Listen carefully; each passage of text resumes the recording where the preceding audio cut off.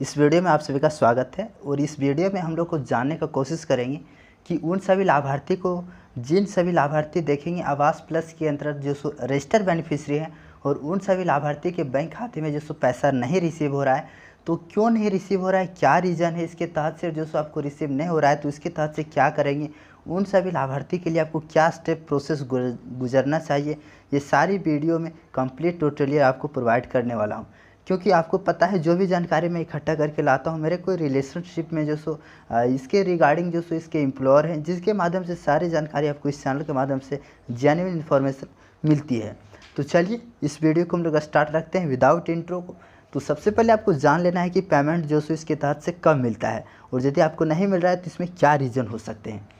तो सबसे पहले हम लोग जानने की कोशिश करेंगे कि आपको पेमेंट लेने के लिए आवास प्लस के अंतर्गत जो सो आपको रजिस्टर होना चाहिए। रजिस्टर होना चाहिए इसका मतलब ये है कि आपको पीएम आवास योजना के अंतर्गत जो सो लिस्ट में नाम शामिल होना चाहिए। ये जो आप देख रहे हैं फाइनेंशियल ईयर, ये फाइनेंशियल ईयर जो सो किसी भी तरह का हो सकता है, ये चलेगा, ये डिपेंड नहीं करता है, लेकिन आपको इसके लिस्ट में नाम होना चाहिए। यदि इसके लिस्ट में भी नाम है, इसके बाद जो सो नेक्स्ट प्रोसेस आता है कि आपका हाउस स्टेटस जो सो सैंक्शन होना चाहिए। देखेंगे बहुत सारे ऐसे बेनिफिशियरी हैं जिसका हाउस स्टेटस जो सो सैंक्शन नहीं रहता है। हाउस स्टेटस में ऐसे पर्पस साइड दिखाया जाता है जिसके कारण जो सो वो पैसे उनको नहीं मिल पाता है, पैसे से वो वंचित हो जाते हैं। तो उन सभी लाभार्थी के लिए भी बहुत सारा उपाय है, लेकिन मैंने बता रखा है और आने वाला समय में भी जो सो पर्पस साइड के रिगार्डिंग जो सो बेनिफिशियरी को हम बताएंगे। तो यदि आपका हाउस स्टेटस पर्पस साइड में है तो इस चैनल को ज़रूर सब्सक्राइब कर लें, क्योंकि आपको फर्दर इन्फॉर्मेशन ज़रूर मिलेगी। इसके बाद जो सो नेक्स्ट प्रोसेस ये है कि आप इसके तहत से जो सो आपको जियो टैग होना चाहिए। देखेंगे इंस्पेक्शन डिटेल के थ्रू से जो सो इंस्पायरेशन थ्रू के यहाँ से जियो टैग का डिटेल जो सो दिखाया जाता है, फ़ोटो के माध्यम से, इमेज के माध्यम से दर्शाया जाता है। इससे पता चलता है गवर्नमेंट को कि जी ये जो लाभार्थी है ये लेने योग्य लाभुक है, और इसी के रिगार्डिंग जो इसी को देखते हुए गवर्नमेंट ने बैंक खाते में पैसे को ट्रांसफ़र करती है। यदि ये सारा चीज़ आपका ओके है, इसके बावजूद भी आपके बैंक खाते में पैसे नहीं आ रहे, तो इसके पीछे राज क्या है, रीज़न क्या है, उन सभी लाभार्थी को जो सो प्रोसेस क्या करना पड़ेगा, क्या स्टेप उन लोग को गुजरना पड़ेगा, ये चलिए बात करते हैं। तो सबसे पहले बात करते हैं कि आवास प्लस के अंतर्गत पैसा जो सो उन सभी लाभार्थी को दिया जाता है जिन सभी लाभार्थी को देखेंगे जो भी यहाँ से बेनिफिशियरी का नेम है, यहाँ पे देखेंगे जो भी यहाँ से बेनिफिशियरी नेम है, ये नेम जो सो इसके बैंक डिटेल जो भी बैंक खाते हैं उससे मैच करना चाहिए। देखेंगे यदि आपको बैंक खाते में नेम जो सो मिस्टर, सपोज एग्जांपल में थ्रू बता रहा हूँ, सपोज आपका नाम जो सो यहाँ पे देखेंगे नवल लिखा हुआ है, तो बैंक की डिटेल में यदि आपका मिस्टर नवल लिखा हुआ है तो फिर मिसेस नवल लिखा हुआ है, तो किस अदर नेम लिखा हुआ कुछ मिस्टेक है,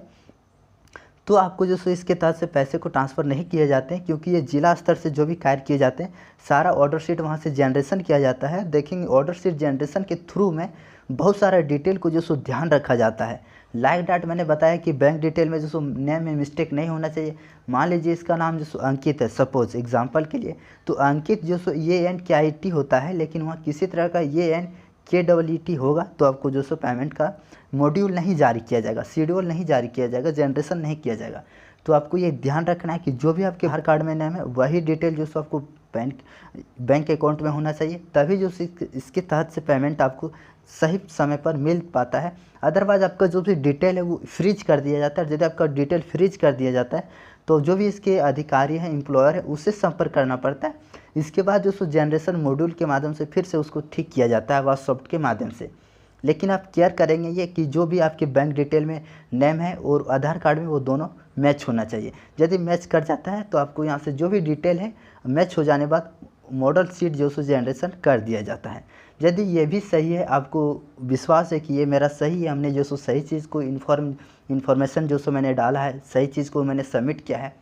तो अब जो सो नेक्स्ट प्रोसेस आता है कि उन सभी लाभार्थी को जो सो किसी तरह का गड़बड़ी पाया जाता है, चाहे तो उसके आधार संख्या को लेकर हो या तो किसी तरह का जो भी एम्प्लॉयर है उसके माध्यम से ही रोक दिया जाता है। तो इसी कारण जो सो उन सभी लाभार्थी जो सो पैसे से वंचित हो जाते हैं, और उन सभी लाभार्थी को हाउस स्टेटस सैंक्शन रहने के बावजूद भी जो सो पैसे नहीं रिसीव हो पाते हैं। ये जो भी डेटा है, ये डेटा जो सो ऑफिसर के माध्यम से ही बताया जाता है कि उन लोग जो सो किस तरह से पेमेंट को रिलीज़ करते हैं, किस तरह से ऑर्डर शीट को जनरेट करते हैं। ये जो भी प्रोसेस मैं आपको बता रहा हूँ इस वीडियो के माध्यम से, ये सारा प्रोसेस जो सो अथॉरिटी के माध्यम से बताया गया है।